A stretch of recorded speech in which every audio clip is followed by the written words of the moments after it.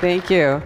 The first thing I want to say is that if English is not your first language, I very much appreciate it that I can speak to you in English and you'll understand me. I really appreciate that because I don't know one word of Danish, so I really appreciate that. Someone said to me, well, just a couple of days ago, they said, it seems to me that people in the United States are kind of obsessed with the concept of freedom. And what I thought to myself is, but aren't we all? I mean, isn't this the nature of the human being, to be free? And even though, of course, it's like Dylan said, Bob Dylan, are birds free from the chains of the skyway? No, of course not. We are subject to the natural laws. But the laws of man should not be used to subjugate human beings. We are free. So what I'm going to be talking about is United Nations Agenda 21, Sustainable Development. And I'm sure, unlike people in the United States, you may have heard about this global agreement. But in the United States, anyone who talks about it is considered to be and labeled a conspiracy theorist, an extremist, kind of a nut, right?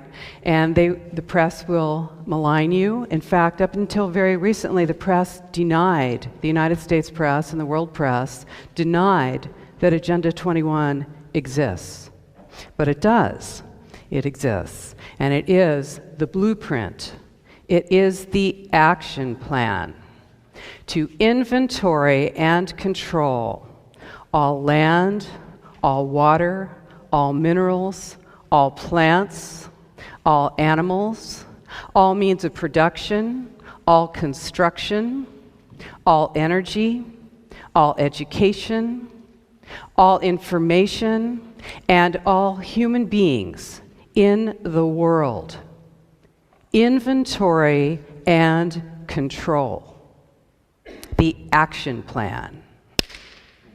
Okay? It's the real deal.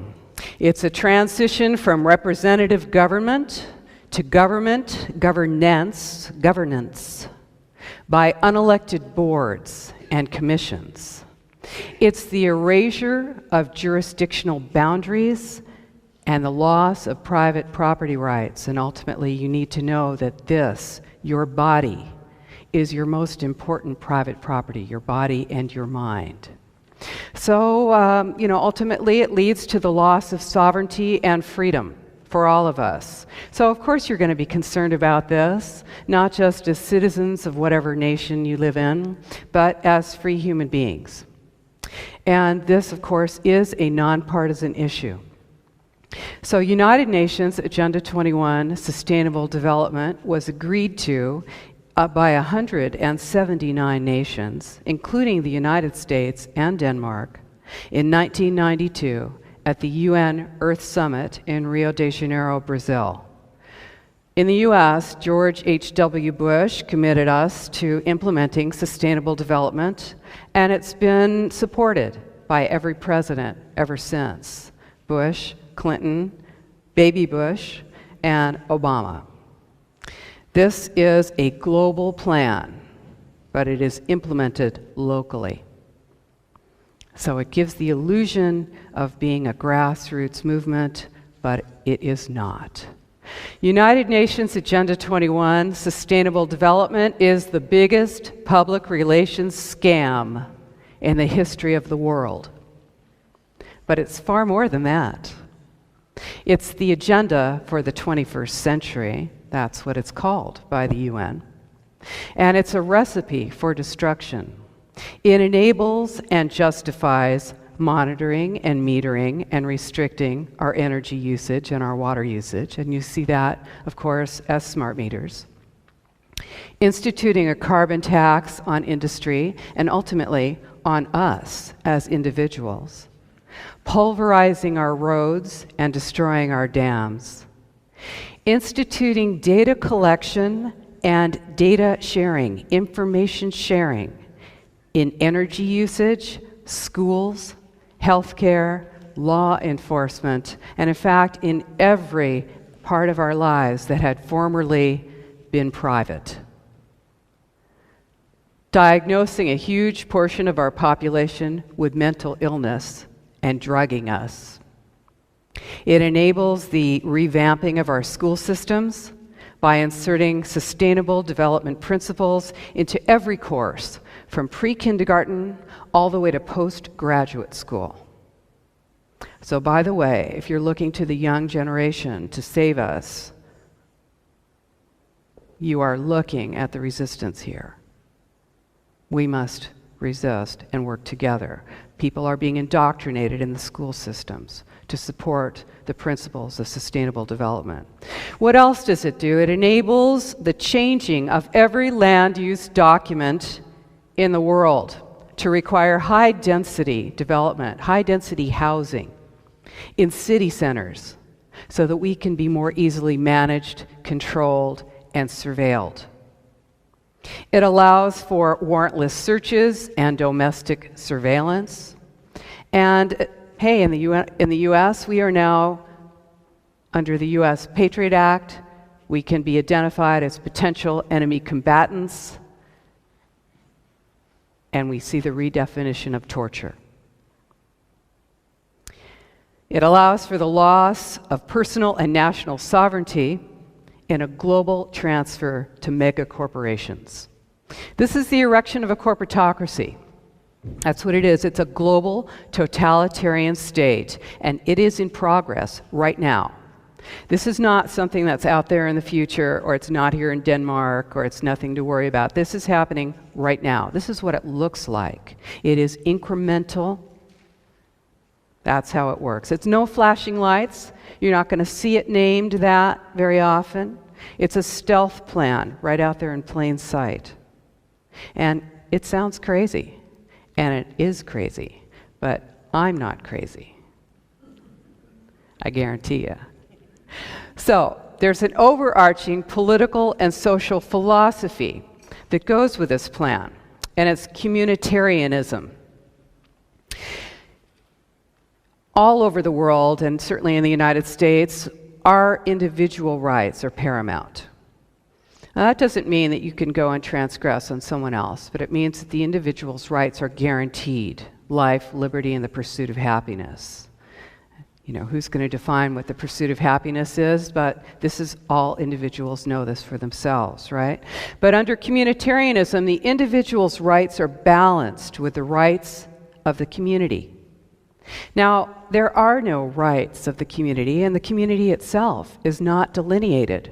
You know, what is the community? If you dissent, I guarantee you, you are not the community. The community is whatever those who are in control define it as long as it is in support of those plans. So I'm going to give you an example. It's all for the common good. This is what you'll hear. It's all for the common good.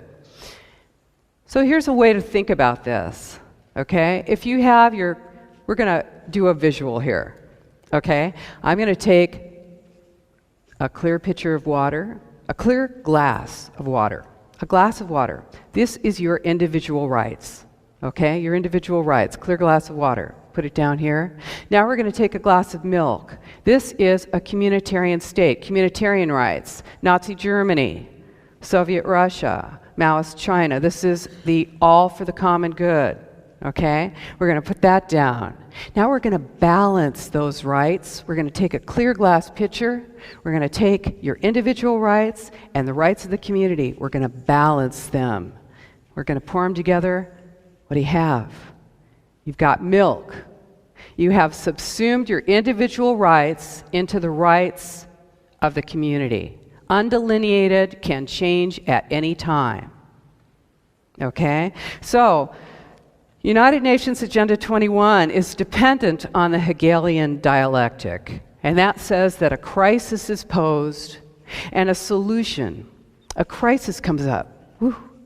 And here's the solution. Okay? The balance between these becomes the new normal. Now, that's something that you may never have agreed to, that new normal, if it were not for that crisis. Okay? This is a new normal that is pressured. The acceptance of it is pressured because you have this crisis. So in the case of Agenda 21, we've got two major crises that enable its full implementation. What's the first one? Global warming, right? Global warming, climate change. Yeah, it's serious. The planet's in danger. The sea levels are rising. Life forms are threatened. And it's our fault. I'll give you an example of this culture of emergency that we're living in. This comes out of the lousy newspaper in my area. It says, it's hard to deny that the Earth is functioning well over capacity. Like an overworked horse, it's simply a matter of time before the global organism collapses. Ooh, feel that. I'm scared. Ooh, our selfish, wasteful, greedy ways have almost destroyed the planet. But what are you going to do? Well, here comes the UN to the rescue, right? They're going to save the planet. 1987, the World Commission on Environment and Development, the Brundtland Commission, they came up with a book. It's called Our Common Future. And it defined sustainable development. That was, now everybody thinks they know. You can go around, man on the street, interview, ask people what's sustainable development. They all, it's cool, man. We're going to live in balance with nature. All right. Okay, here's where it came up. This is sustainable development, the definition. Development that meets the needs of the present without compromising the ability of future generations to meet their needs. Hey, that sounds cool, doesn't it? I mean, who could disagree with that? Did your grandparents think, I'm going to do everything I can to screw up life for my grandkids? No, all of us want to continue to live and to make life possible for others and to conserve, our environment. This is not about that. This is why I called my book Behind the Green Mask, because this is the mask, okay? So development that meets the needs of the present without compromising the ability of future generations to meet their needs. Well, great. All that remained then was to say, yes, indeed, everything we're doing now does compromise the ability of future generations to meet their needs. What are we going to do about it? So the General Assembly of the United Nations said to the World Commission on Environment and Development, hey, can you come back in 5 years, in 1992, with the action plan for sustainable development? And they did. And here it is, the action plan for sustainable development, Earth Summit, Agenda 21, the United Nations Program of Action at Rio. 1992, Rio de Janeiro Earth Summit, 300 pages, 40 chapters. This itself is a green mask. This itself, if you don't know how to read it and what you're looking at, you will think that it's just a document that talks about how everyone should be concerned about the planet. That is not what this is really about. In fact, the chairman, Maurice Strong, who you're going to remember, Maurice Strong, of course, had to flee to China because of the oil for food scandal. He was the chair of the World Commission on Environment and Development in 1992. And he said, what's unsustainable? The middle-class lifestyle, the middle-class suburban lifestyle, single-family residences, private vehicles, appliances, air conditioning, meat eating, tillage. Breaking the Earth's surface is unsustainable. Okay, so if you're into organic farming, if you're thinking, I'm going to go out there on a nice little piece of land and raise something, tillage is unsustainable. You need a $250,000 seed injection machine because you need to inject those seeds into the earth, right? Well, the optimum way of growing food is going to be in a downtown parking garage. Now, they don't call it that. They have other names for it, but that's what it'll look like, a big structure in the center of your town where your food is grown in a concrete building. That's the optimal Now, there are 3 E's, the 3 E's of sustainable development. This is the logo, the image that you're going to see, and this is what you hear, is the 3 E's: economy, ecology, and equity, social equity. And I'll show you the image for this. It's in here somewhere. You may have seen this. It's the 3 interlocking circles, right? It's ecology, economy, and social equity. And where they meet in the center, this is all where everything's in balance, and that's sustainable development. Okay? So the key provision, it's key to this plan that there be total data collection and information sharing worldwide. Because how else can you monitor whether people are balancing their environment, their economy, and their social equity? It impacts economics, housing, transportation, land use, health, education, water, energy, food production, privacy, and security. Is there anything I missed? Global biodiversity is dependent on creating something called islands of human habitation. Islands of human habitation. This is where we'll be. Dense urban cores surrounded by buffer zones and corridors for animals. The idea is to collect human beings into concentrated city centers, concentrated centers. So, okay, in 1992, the Earth Summit, 179 nations agreed by consensus to adopt this plan. It's a global plan. The goal was to implement sustainable development in all public and private policies and activities. The entire world. How was it done? How did they do it? I'll tell you about the U.S. In 1993, when Clinton took office, he created the President's Council on Sustainable Development. And this is, all the countries did this. They all created their local Agenda 21 to implement it locally. Okay? So, who was on that? You need to hear this because you need to see how this all comes together. It's a beautiful, beautiful framework for totalitarian control. So who did they have on that? They had 10 cabinet-level secretaries: defense, interior, agriculture, education, transportation, and captains of industry like Enron. Ken Lay was on the President's Council on Sustainable Development. BP, British Petroleum, DuPont, Dow Chemical, Ciba-Geigy, Sandoz, Novartis was on the President's Council on Sustainable Development. What do? They provide vaccines. What else? Hypertension drugs and Ritalin for children. Who else was on there? Non-profit organizations like the World Resources Defense Fund, the National Resources Defense Fund, the World Wildlife Fund and Council,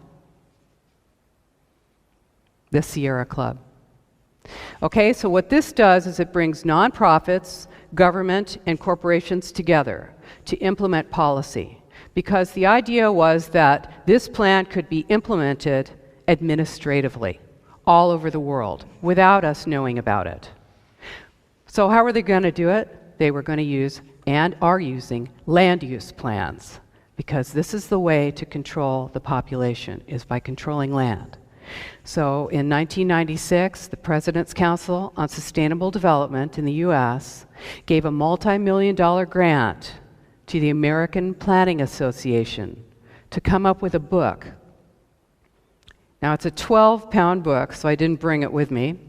It's called Growing Smart, Legislative Guidebook with model statutes for planning and the management of change. Change. Now, think about that word change. You don't have change without destruction. Transformation requires destruction of the old way. Now, that word change was used in the Obama administration, is still being used along with the word forward. Change and forward without asking, change to what? Forward to what? And what does that mean? So here we go. We've got a legislative guidebook that is now in every university if you're studying planning, and every single planning department in the entire nation that is guiding every planning department with sustainable development principles. So they said, hey, we're going to be able to do this. We're going to make this thing happen.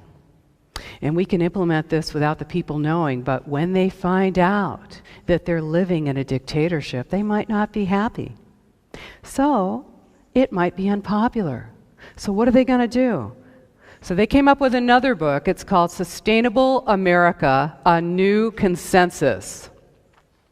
So you know the word consensus. If you look up consensus in a dictionary, hey, if we were going to have consensus in here, we'd all be in a big circle, we'd talk, let's say we're going to go party tonight. So we're going to talk about it and decide where we want to go, and everybody's going to get a chance to, we're going to work it out, right? That's real consensus, agreement of all parties. No, no, no. This is the new consensus. What is it? What is the definition? The new consensus is neutralization of the opposition. Neutralizing your enemies. Neutralize and convert. You dare to dissent? Agenda 21 is top-down, global, but it gives the illusion of being local, right? So it purports to being sourced in the people. And it needs support by the stakeholders. You think you're a stakeholder. You are not a stakeholder. Okay? They need community buy-in, so they create it. In fact, they create the community. In fact, your local government is engaged. Now, does this sound like, hey, this is a conspiracy, but it ain't no theory. This is the real deal. So your local government will go out into your neighborhoods and identify people who are willing to work with them. And then they will elevate them. They'll say, hey, have you thought about starting a neighborhood association? And then there's that person who's speaking for you. Well, you're cooking dinner and you're hanging out and you're doing other things. You don't even know that person exists, but they are helping to make policy for what happens to you in your town right now. So they create community. They use nonprofits, civil society, unelected boards, and they create these groups. Nonprofits, non-governmental organizations are at the bottom level of this bureaucracy. This is a bureaucracy that is created where we have no impact. This is not representative, right? So they have public opinion meetings. They call them visioning meetings in the United States. This is all across the U.S. You get invited to come on down, give your opinion of this cool new plan for the center of town. So you go down there. And they've got a screen up there and they show, do you like this? Do you like that? They give you 3 options. You don't like any of them, but you don't get to say that. And if you do say that, well, you're a dissenter. Remember, communitarianism. They'll shame you. They'll mock you. You'll be rejected by your community. Half the time, the people in that room are being paid to be there. They are people who are working with a nonprofit. They're consultants. They're employees of the government who are there after hours being paid. And you have wandered in, somehow you noticed that little tiny ad in the newspaper on page 7050. So you ended up in there, right? But right now, if you go to those government meetings, they use the RAND technique, the Delphi technique, a mind control technique, which is used to bring groups of people to a predetermined outcome while giving them the impression that it was all their idea. You are so smart. You came up with that plan all by yourself. We won't tell you it's the same plan in every single city in the entire United States and around the world. If you dissent, they bring in men with guns. There are now men with guns in every government city meeting that the public is invited to. Men with guns ring the walls. They're called police officers. I've been chased down an aisle when I had a mic, when I was giving my opinion, you can imagine, and chased by a police officer. I said, what are you going to do? Arrest me for saying something? You afraid I'm going to say something? You're going to see, okay, so this is it. You're going to see these terms, and they all sound cool. This is all straight out of Agenda 21. Capacity building, strengthening community, consensus building, vibrant, walkable, transformation, livable, change. Ooh, God, it feels good, doesn't it? Yes, this is it. This is manufactured consensus and behavioral modification. This is public re-education. Lifelong learning, you ever see that? Lifelong learning, that's when you go to school as a child and you never stop being indoctrinated. Come on down, we'll give you a class in knitting, and meanwhile we're going to tell you about sustainable development. And it's not about making sure that those sheep are well cared for and eating the right things. It's not about that. It is about manipulating public opinion. It is about opening the populace to accepting decisions made by consensus. So in case you think I'm making this up, I want to show you this. I got this little thing on Amazon.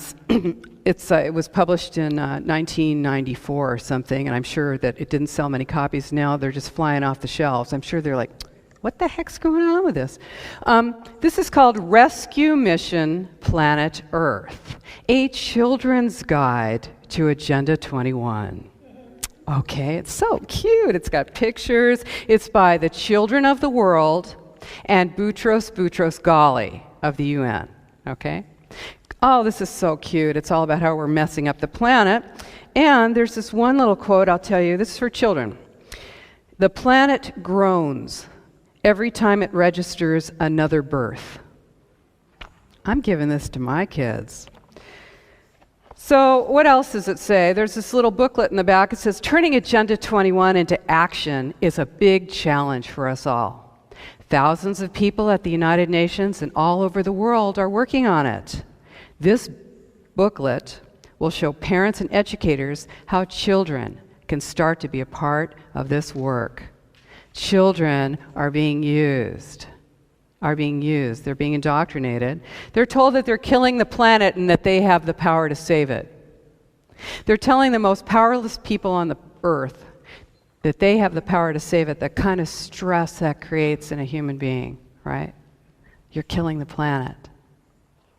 So, there's something very important about what's going on in the educational system right now, and that's that there's no such thing as objective reality. Hey, that's just your opinion. Everybody is entitled to their opinion about how things are. No one's worth more than anyone else. No one's values are more important than anyone else. No one's abilities are more important than anyone else. Of course, no one's more important than anyone else, but no one's reality is real. It's all completely changeable. It's amorphous. Even mathematics. Even the certainty of mathematics is now being messed around with by those who are teaching sustainable development. Hey, if you think 1 + 1 = 5, well, let's really think about that. Because you're valued here and your opinion is important to us. So what this does is it creates that uncertainty about what is real. So when I tell you that what I'm telling you right now is the truth, and you can check it out for yourself, well, hey, that's just my opinion. The idea that, here's the deal. The idea is that life in the suburbs is, and the rural areas, I think your whole country is rural, isn't it? Pretty much, except for Copenhagen and Aarhus and a few other cities. You are a rural nation here in Denmark. And the United States, by the way, is 2.5 times the size of Europe and has roughly 60% of the population. Big, big country. There's places you can go out and walk and nobody will find your body for a long time. But we're using up nature. That's what we're being told. So the idea is that life in the suburbs and the rural areas is unsustainable because we produce too many greenhouse gas emissions with our evil sprawl. You live in a house? You got a yard? You're bad. So, it costs too much to get public transportation out to you, you selfish thing living out there in nowhere, right? So, we're going to bring you into the city centers so that we'll be more sustainable. Dense city centers. We're going to build using your tax dollars, subsidies. We're going to build smart growth. Now, I don't know if let's see, this thing is called growing smart. I don't know if you're familiar with the term smart growth. You're not. Well, in the United States, it is, you trip over it, it's like printed on the street. You can't miss it. Smart growth. Everything's smart, by the way. You got a smartphone, you got a smart yard, you got a smart. Anything that's smart, you better figure it's stupid. You're being manipulated. Smart? So, this is growing smart. We're going to grow smart. We're going to put you in a cell block and paint it a nice color. Okay, so you're in a high-density development. What does that mean? It means apartments or condos on top of shops in the center of town. You've got a bus lane or a bus line out there. Maybe you got a train. Okay, the building's built right to the edge of the sidewalk. Right to the edge of the sidewalk. Or you're running down the street. You did something. You're hiding. Where are you going to hide? Nowhere. That building's built right to the edge of the sidewalk. And what do you have? Miles of those. Around the back in an alley, you've got access for a single car per unit or less. Around in the front, you've got a wide sidewalk so you can have coffee in your little coffee shop. You got a bike lane. You got a single lane for cars, trucks, buses, deliveries. And you got a median strip with some trees in the middle. Oh, your house is burning down? Well, hopefully the emergency vehicles will be able to get through there. So, this is, and then the other side of the street's the same. This is built often with your tax dollars. Infrastructure is built with your tax dollars. These towns are being rezoned and redesigned to high-density development. These units, what do you have when you live in a condo? You think you own that? No. The homeowners association owns your butt. You don't want to pay for the new roof? Well, they're going to lien your house, and you will be paying that. They can raise your homeowners association fees at any time. If you're in an apartment, you're mobile, you can move. You don't consider that you're part of that structure, that part of that life, part of that community. So high-density development, it's not about that building. It is an ideology. It's an ideology that says that if you live in a home, if you have a yard, if you're growing your plants and not in a community garden, if you want private space in your backyard, what are you doing back there? Hey, and you better be on your bike because what do you have in the trunk of that car? Who's in there with you? You might be saying something. Where can you be where you're not being listened to? So, how do they do this? How are they implementing this worldwide? They are using an international group called the International Council on Local Environmental Initiatives, ICLEI. ICLEI. Now, have you ever heard of ICLEI? Ever heard of ICLEI? Oh, good. There's like one person in here that's heard of ICLEI, all right? Why haven't you heard of it? Why haven't you heard of it? 179 cities in Europe are members. Most major cities in the world are members. That means you are a member. London, Berlin, Madrid, New York, Los Angeles, San Francisco, Rome, Amsterdam, Copenhagen are members of the International Council on Local Environmental Initiatives. It is a non-governmental organization created to implement Agenda 21 worldwide, to influence policy. It's a stealth organization in 80 countries. It says it gauges livability, and it sells climate action plans. But really what it is it's a policy and legislation arm of the United Nations.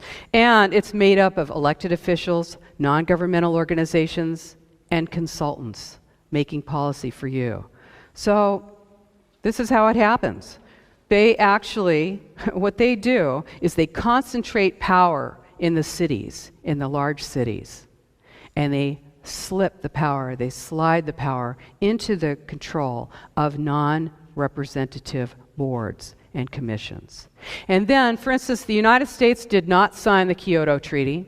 The US did not agree to Kyoto, but 1,055 United States mayors did. They, in fact, agreed to implement through ICLEI, they agreed to implement the Kyoto Treaty in their cities, and these are major cities in the United States. So what they did is they went around the requirements, they went around the national requirements for ratification of a treaty. And this is how you break jurisdictional boundaries. This is what this is about.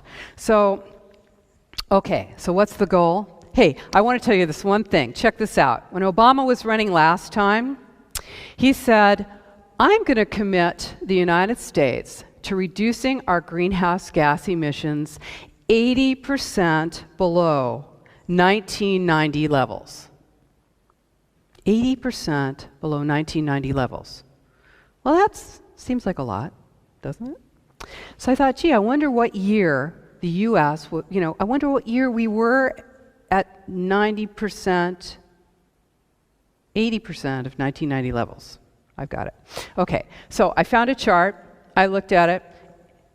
Taking the greenhouse gas emissions of the year 2004, okay, that was the chart went up to that, so I found 1990, and then I dropped 80% below that emission and found what year was the United States, what year was the world emitting 80% of 1990 levels of greenhouse gas emissions? What year was that? What do you think? 80% below 1990 levels. Close, but wrong. 1934. Oh, a great year for the world, right in the depths of the Depression, right? This is cool. We got it all going on. 80% below 90. But think about this. Do we have more people now than we had in 1934? So, what does that mean? On a per capita basis, you're back in the 1880s, except you can't have a horse because it emits too many greenhouse gas emissions. So you're on a bicycle. This is it. You're on a bike. Okay, the goal is using the green mask of environmental concern.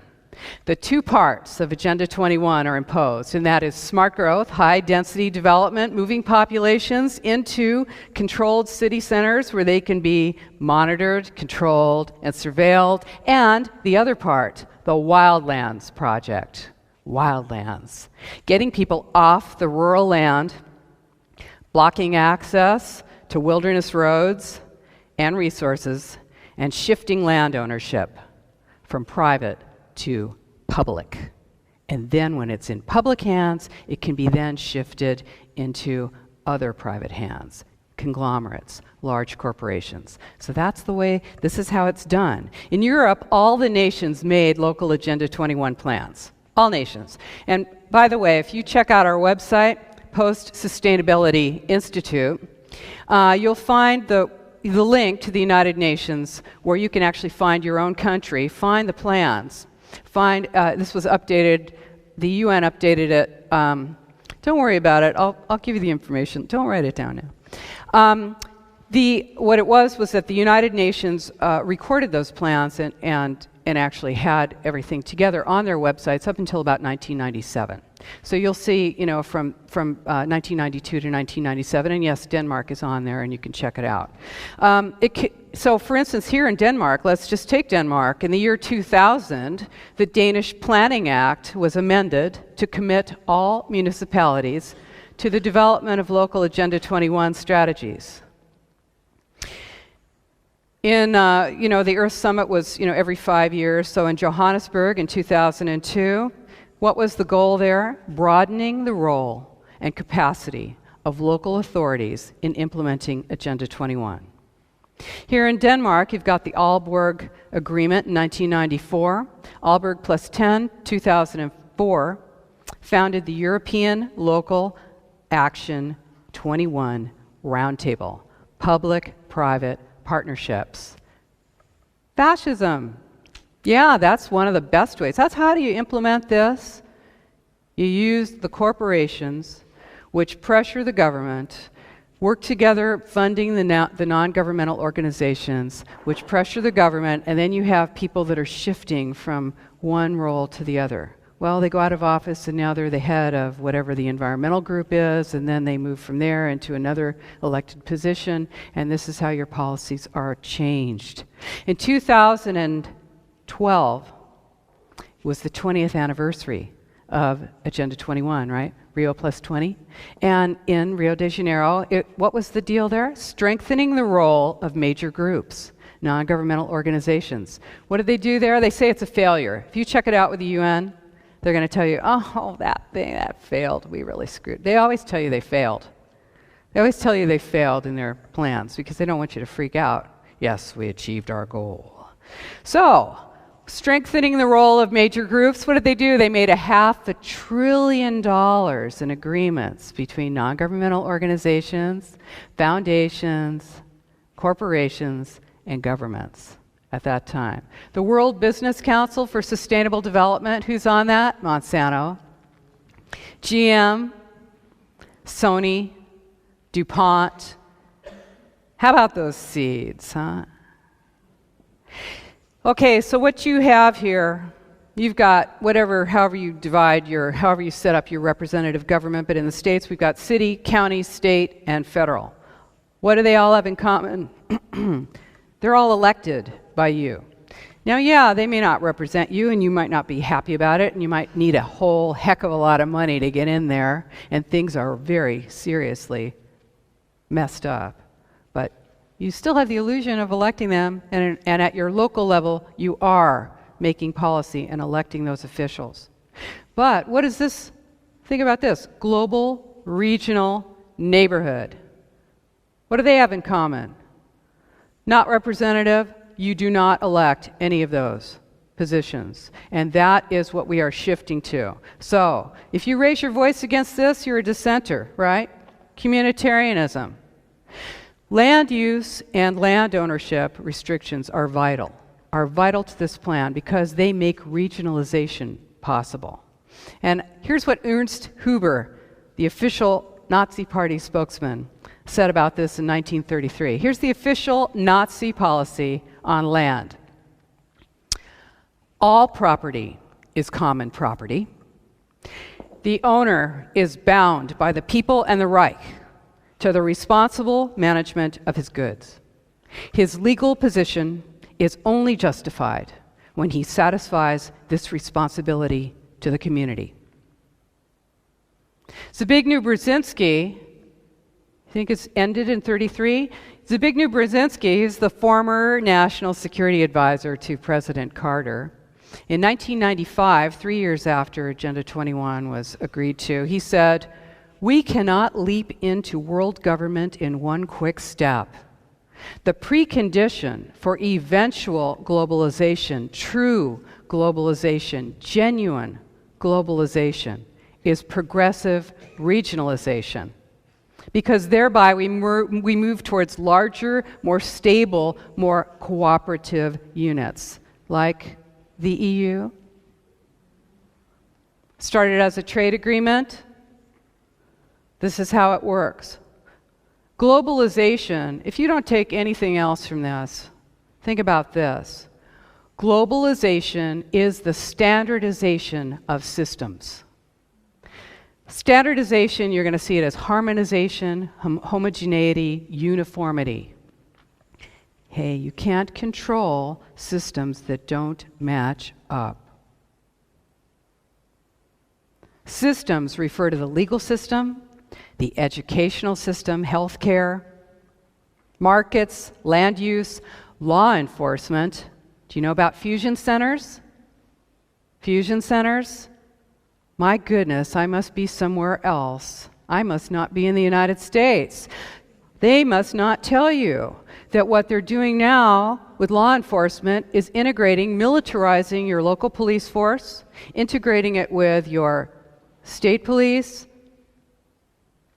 your military, Interpol, the entire world.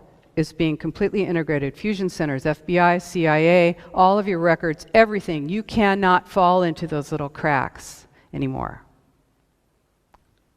Can't happen anymore. Total, seamless information awareness, total awareness. So, globalization is the process of developing worldwide uniformity in social, political, economic, and environmental controls. That's what it is.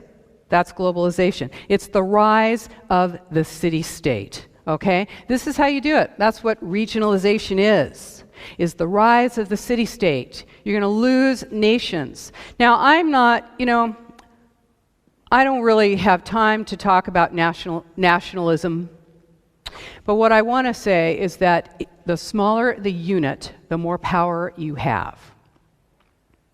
If you're regionalized and you have 200 representatives sitting on they're elected, but they're sitting on an unelected board making policy. And let's just say this room, we are all representing some town or some state or some nation. How much voice do we have? Who listens to us? And how much power do we have? So I'm going to show you the new map of the United States of America. And you may not be able to see this very well. We have 50 states in the United States, but this is mega regions. Mega regions. Mega regions. Mega, large. Mega regions. These are the city-states.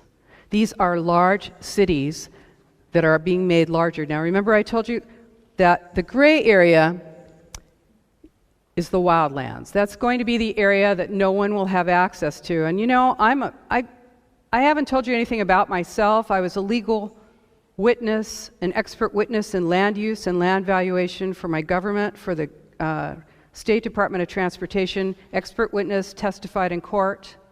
And I found out about this because I saw that people were not being able to use their land. And I looked behind that and I found Agenda 21.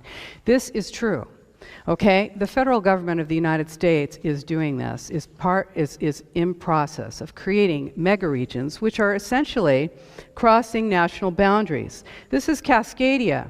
It used to be a portion of Washington State, Oregon State, Idaho, and Vancouver area, British Columbia in Canada. The Southern California and Texas Triangle areas include part of Mexico. This breaks national boundaries, it breaks state boundaries, it breaks county boundaries. It's also a project of the Ford Foundation and the Rockefeller Foundation. Regionalization and world government. You use trade agreements to destroy boundaries, and you actually cannot make local law that breaks those treaties. Okay, you standardize the law, you relocate populations and jobs. We've got the Trans-Pacific Partnership coming up in the United States and the Pacific Rim, and about to come in December is the Transatlantic Trade Investment Partnership with the EU and the United States. The United Nations policy on land use was established in 1976, and it says land. First of all, let me just tell you, if you think nobody owns anything, and hey, aren't we all just cool? This is just the world, this is just life, and oh, nobody can really own anything, and no one's free. I am sorry. That is not true. We do have ownership. We have ownership of this. Our ownership extends to those things that we value. Now, when that is taken away from us by, as I said, birds are not free from the chains of the skyway, but I do not wish to be chained by any man. Now, here is the land use policy of the United Nations. It says land can't be treated as an ordinary asset controlled by individuals and subject to the pressures and inefficiencies of the market. No, private land ownership is a principal accumulation instrument for accumulating wealth and concentrating wealth, and therefore it contributes to social injustice. Public control of land use is therefore indispensable.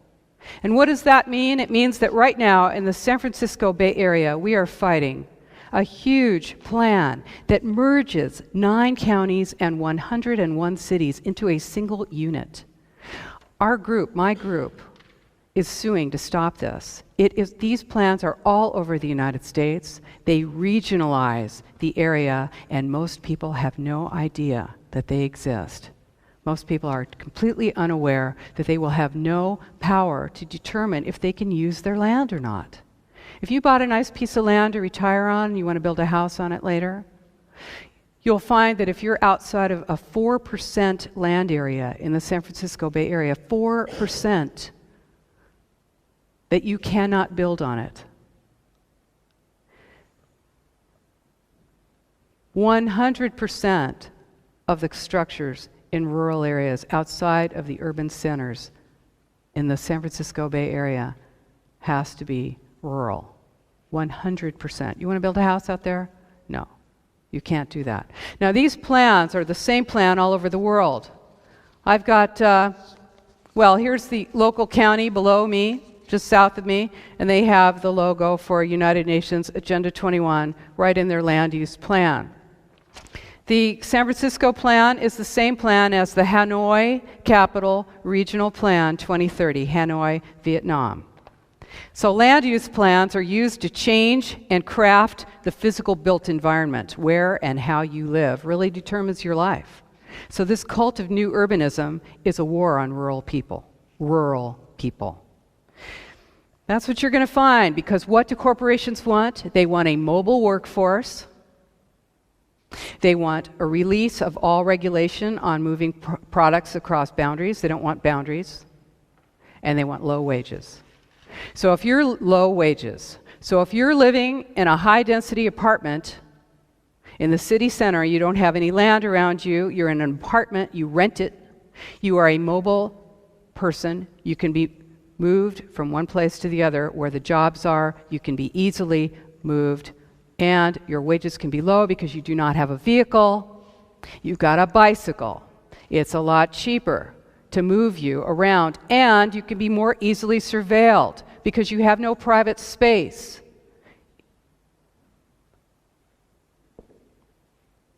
Okay? Got it? So,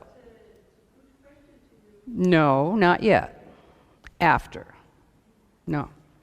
I'll answer everything you got, but not right now. Okay, so here we go. This is it. When you restrict single-family home development and you consolidate populations into tight urban centers, you're going to devastate land ownership and land use. And that's nationwide. In China, they've got the so-called ghost cities. Do you know about those? They're building, everybody's like, gee, I wonder what they're doing that for. Gosh, nobody's living there, and there are all these big, tall buildings that they just built. I wonder, okay, now we know. They're moving the rural populations in there against their will. They're relocating the rural populations against their will into these city centers that are built with full surveillance capability. All right? London, Berlin, Milan, other EU cities all across the world, this high-density apartment block construction is happening often with government subsidies, very often with government subsidies. So, the Wildlands Project. The Wildlands Project is, hey, this is a map of North America. You notice it has no boundaries on it because animals don't know where the boundaries are. The idea is that swaths of land will be identified, huge sections. I mean, I don't know how well you can see this, maybe not too well. This is a project of the World Resources Institute and the Wildlands Network. It's being implemented through the United States Environmental Protection Agency. This is about creating areas that are huge corridors for animal movement. The spine of the continent takes out about 12 states, goes down through most of Mexico and comes up all the way to Alaska. The idea is that, what? The idea is to remove humans and human activity from rural and suburban areas. Agenda 21 is rural cleansing. When you have fires, is it produced through HARP? Possibly. When you have fires, when you have floods, when you're looking at tremendous devastation like you've never seen before, Oh no, we're not going to let you back in there to rebuild your house, because you were living in a national forest, and we bought that land all around you, and now we want you out of there. Why? Because wilderness. What is wilderness identified as? What is wilderness? You think you know, you go out and you take a walk and you think you're in wilderness? Wilderness is an area where the earth and its community of life are untrammeled by man, where man himself is a visitor who does not remain. That's wilderness. That's what wilderness is. Urban people do not understand rural life. Urban people don't understand farming. There's a total disconnect. How do you get pushed off your land in the rural areas? They monitor your well. They restrict your access. They pulverize your roads to gravel. They stop your postal service. They take away your schools. They don't maintain your bridges. And pretty soon, you're the only one out there paying taxes, and you just can't keep doing it anymore. And you say, hey, that economic collapse was engineered to bankrupt people, engineered to move you into the city centers, get you off your land. Social equity equalizes the economies of the world, and it's going to have a negative impact. This has a negative impact on the developed nations. If you've got above average expectations, and you do, I guarantee you that you do, because you are not living like the average person in the world. So if you have above average expectations, this plan targets you. It is the corporatocracy, tightening the screws. It's about austerity. It's about artificial scarcity, restriction. So, public-private partnerships allow for the government to get all the advantages of corporations, secrecy, no transparency, access to data for spying, no accountability, paying off cronies, and of course, what else public-private partnerships do for the corporations? The corporations then can use the power of the law, police power, to implement their plans. This is perfect. What do we get? We get risk and cost. Domestic spying through Google and Facebook. Do you do Facebook? You know, I'll tell you, if I told you, if the government, let's check this out. I'm going to tell you the government is going to require you to carry with you at all times a monitoring device that says where you are, and also to tell where you are, what you're doing, how you're feeling, who you're with, what you're doing, what you eat. And you tell me, no way the government is going to make me do that. Well, they don't have to do that. What's the most efficient way to manage populations? What's the most efficient way to merge corporations and government? Fascism. If you add in civil society, non-governmental organizations, you've got totalitarianism. Okay? So, this is it. Using the cover of the environmental concern that we all have, right? The rigid control of a totalitarian state is in progress right now. And that's what's behind the green mask. That's it. So I said there are two major crises that are being used to implement totalitarianism. The first crisis, climate change. Crisis 2, terrorism. 9/11 was the catalyzing event that was used for this purpose. 9/11 was used to terrorize us. They had the Patriot Act all written. This event was created in order to lock down the world. Have you flown lately? Practically have to strip naked. In the US, I haven't seen this yet in Europe, but it's coming here. You haven't seen this yet. If you fly, right now you just walk through the metal detector. But in the United States, you get into this big sort of bubble, and you put your hands like this, and it takes a full photograph of your entire body, X-ray, who knows. I never do it. I refuse to do it. I opt out. Lady wants an opt-out. Woman refuses. Woman opting out here. Woman wants an opt-out. Here I am. I'm standing here in my socks. Waiting for somebody to put their hands all over my body. And here she comes. Nobody will make eye contact with me. They're all getting on the plane. She must have done something wrong. I'm not talking to her. I'm not going to look at her. She's cut out of the herd. Okay, so the woman, she takes me over. She's like, no. Okay, assume the position. I'm a criminal. I am a criminal. My body is being searched. Okay, so this is what I do when this happens. I say, so, this all you can think of to do for a living? Is there anything you won't do for them?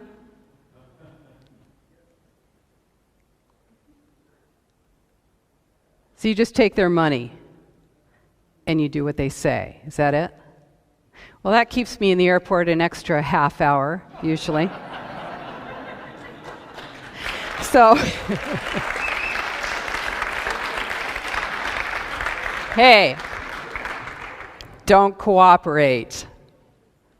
Okay? Creating a culture of emergency that's linked to human behavior, that enables a wide range of restrictions that are going to benefit a global totalitarian restructuring of the world. All totalitarian states share the same characteristics: total control of property and means of production, total information, surveillance, of course, loss of free speech. How you like that consensus, huh? Right? Loss of free speech and restricted movement. They also share the same philosophy, and that is, it's all for the common good. The individual is selfish. The Spartan present, austerity. Right? Oh, you use too much. You eat too much. Do you really need that big piece of land? What are you doing out there? The vision of the glorious future. Oh, everything's going to be so great when we have sustainable development worldwide. We're all going to be on our bikes. It's never going to rain or snow. There goes the train. Yeah, life's great. What else do they have in common? All totalitarian states. Terror. The war on terror is a war on you. Revolution is bad for business. Communism, fascism, Nazism, all for the fatherland. It's all for the common good. And as we say in the United States, it's all for the homeland. That's it. This is it.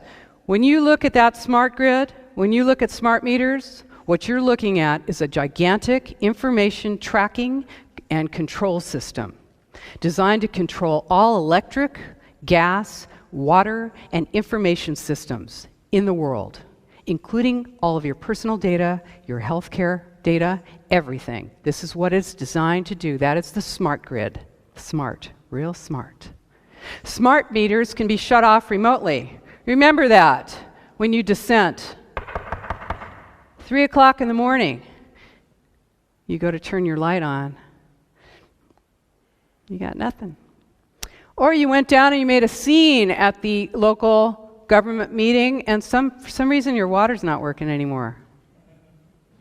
Right? Surveillance state is essential to implementation of Agenda 21. Essential. The Nazis, this plan is a continuation of the Nazi plan, of the Soviet plan, of the plan, all plans. I don't care if you can go back to Alexander the Great. Okay, Siemens Corporation. Who's doing it to you? Siemens Corporation. You got a Siemens Corporation thing hanging on your wall or somewhere in your house, or you're using Siemens? Siemens Corporation is a Nazi group. Nazi corporation. Under the, there were many hundreds of corporations that worked with the Nazis. Siemens was about to go under, was about to go bankrupt when Hitler came to power, and he generously offered them slave labor from the concentration camps, which they, of course, accepted. Now, what does Siemens do? They are in smart meters, the smart grid. They own water, huge, the biggest water in the United States. U.S. Filter is owned by Siemens Corporation. They fund the International Council on Local Environmental Initiatives. They funded Growing Smart. They're in high speed and light rail. Siemens. is implementing Agenda 21. IBM, okay? What did IBM do for the Nazis? Remember the tattoos on the arms? That wasn't just you're number 1, you're number 2, you're number 3. No. IBM created the computer systems for the Nazis so that they could analyze the data, so that they could collect and analyze the data for all of their prisoners. What is IBM doing now? They're working on biometrics to identify you through your eye. You want your money? You want to get your money out of that ATM machine? IBM. Okay? GE, General Electric, Smart Grid. This is a continuation of this plan. So, you've got full and total surveillance. You have the ultimate public-private partnerships with prisons, public-private partnerships and prisons. Privately owned prisons all over the United States. What do they need? Prisoners. How do you get more prisoners? You make more things crime. And you make criminal sentences longer. Public-private partnerships. Hey, collecting data, you know that the US government did not have enough room in their collection center outside of Baltimore, Maryland. They were actually browning out the town of Baltimore because they had so much of a power draw. So they just built out in Utah on a military base, 1.5 million square feet of data collection centers. All information from and to the United States goes through there. 1.5 million square feet. That's pretty big. Your data, if you're transatlantic cables, everything goes right through there, all analyzed instantly. You're not going to see this in the mainstream media. 5 corporations own the media. 5 mega corporations own the media. Global markets. That's what this is about. In your universities, they're teaching it. UCLA has, for an example, 509 courses on sustainability. This is Bank of America, UC Berkeley. What does it say? Removing the roadblocks. How to make sustainable development happen now. Doesn't that look good? Can't wait to move in there, right? Oh, God. Everyone's in on it. Lawyers, consultants, planners, bicycle coalitions, the Lung Association, unions, Walmart. And you're like, oh, what is she, crazy? Come on. She really is a conspiracy theorist. No, I told you, it's a conspiracy fact. It's not a theory. It's real. This is how it's done. You know, I'm not going to go into it. My book goes into it. I have details, and I don't blame you if you're feeling overwhelmed, because who doesn't? This is a bloodless coup. This is an administrative coup d'etat. It's the most brilliant takeover of the world ever, and it is because technology makes it possible. You will not see tanks rolling through your town. It's never going to look like that unless you're in a third world country, and then they just want to take your stuff and use up their ordnance. No, here it's going to look like it does right now. You'll still vote. You'll have a hollowed out shell. The structure will be gone. Slowly, people will come in from the country into the cities. Pretty soon, you won't have a private vehicle because gasoline costs. And you know, if free energy is made available, this is a race to implement this plan fully before those things are available to you. Because, hey, that makes it completely, you know what, sustainable development? Well, who cares when you're emitting water out of your tailpipe, right? Oh, let's drink it out right out of the tailpipe. No, it's not really about that. It's really about control. So what can you do about it? I want you to know there's a lot you can do. You are powerful. We are powerful. We need to take our power, and we need to do it through education, because most people have never heard of this. And I think they named it Agenda 21 to make it sound crazy. Oh, Area 51, Catch 22. What are you, crazy? So we've got flyers on our website. Now, don't just go to sleep. It's not nappy time. These are When was the last time you got a flyer with something that really meant something, that was intelligent, that got you, that made you say, hey, something is going on? Why is everyone talking about UN Agenda 21? Well, I'm not. I don't know anything about it. What's wrong with sustainable development? I don't know. Make these flyers. You don't like it? Make your own. They're on our websites. Print them out. There's hundreds of thousands of these out around the United States, many hundreds of thousands, and around the world. People are making these. They're putting them on, get up early in the morning, put them on doorsteps. Okay? Put them out there on the doorsteps. Don't try and hand them to people. They're like, no, don't, no.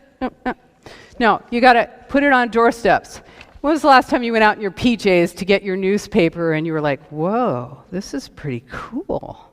They're not selling anything. Okay? So you want to do that. What else do you want to do? Withdraw your support. Do not willingly collaborate. Expose collaborators. Refuse to volunteer. Volunteerism, now, volunteerism is a big part of this plan. Mandatory volunteerism. Are you a citizen of the community? Are you giving back? What are you doing? Okay? Look at who you're volunteering for. Are they supporting sustainable development? Withdraw your support. Do not make contributions. Do not give your time to any group that is pushing sustainable development and high-density development in your city centers. Do not support. You want to kick ICLEI out of Copenhagen. Go down there and hang out with your friends and neighbors and fellow human beings in Copenhagen and say, this is happening here. We want to kick ICLEI out of Copenhagen. All right, expose the collaborators. Put up wanted posters. So-and-so is collaborating with the enemy. This is how. Link IBM, Siemens, biometrics, National Defense Authorization Act, domestic surveillance, smart growth. It's all Agenda 21. If your pastor is giving you a talk on sustainable development, you better go have a chat with your pastor. This is our job. Nobody's going to ride in here on a white horse and save us. This is it. This is our job. And you know what? I know that every single one of us, if we had been, and maybe some of us were, but if we had been alive during the Nazi takeover, well, we say to ourselves, we would have been in the resistance. There's nobody in this room who thinks they would have gotten up in the morning and put on a Nazi uniform, is there? You all think you would have been in the resistance. This is your time. This is your moment. You are the resistance. This is the resistance. This is the moment that we reach out and we get this information out and we refuse to be dominated by this plan. We can do it. We are doing it all across the world. Join us. Let's do it. Thank you.